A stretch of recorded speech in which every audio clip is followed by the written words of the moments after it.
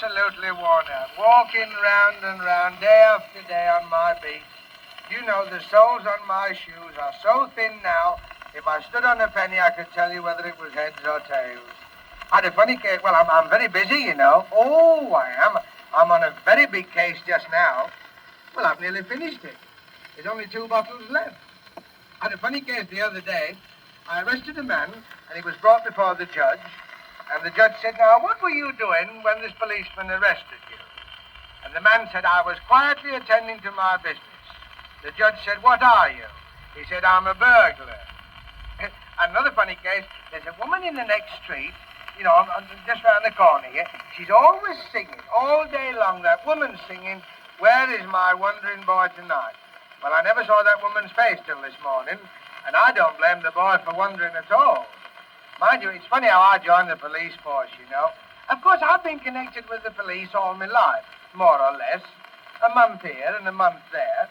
But I'd never actually been in the force, you see. Well, one day I was just sitting down. I was just going to have my tea. I was just going to have a bit of cheese, a spring onion, and a tomato. And in came a policeman, see. So he said, Sandy, he said, the chief constable wants to see you. So I went up to the police station with him, and the chief said, Sandy, I want you. I said, oh, what's it for this time? He said, no, I want you to join the force. I want you to be a policeman. He said, I want you to be sworn in, see? So I said, swear. So I started to swear, and they had to put me outside till I'd finished. When I came back, he said, where did you learn all those swear words? So I said, I used to be a golf caddy. But, you know, I don't mind burglars and things like that, but I can't stand the children. Oh, those kids get on my nerves.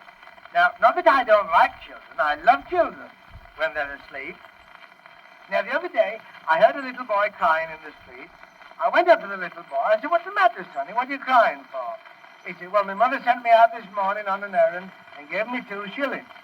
And he said, there's a man just taking a shilling from me. I said, oh, poor kid. Your mother sent you out with 2 shillings and a man just taking a shilling from you? I said, why didn't you call for help? Why didn't you shout? He said, I did. I said, well, let me hear you shout now. So he said, help, help. I said, can't you shout any louder than that? He said, no. So I took the other shilling off him.